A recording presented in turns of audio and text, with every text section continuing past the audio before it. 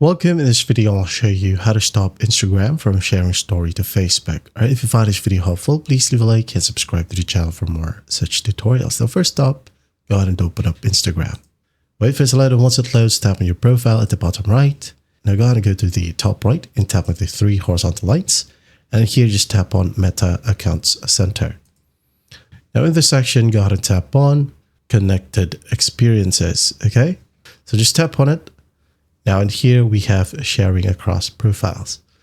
Now go ahead and select the Instagram account that is tied to your Facebook account. Tap on it. Now make sure that you disable both Instagram post and Instagram story. Okay, just use these toggles right here. Disable it. And then once that's done, you'll have the option to disable it to your WhatsApp account as well. That's basically it. You can now then go ahead and close the app.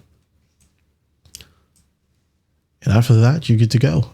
That is how you stop Instagram from sharing story to Facebook. I hope this video helps, and I'll see you in the next one.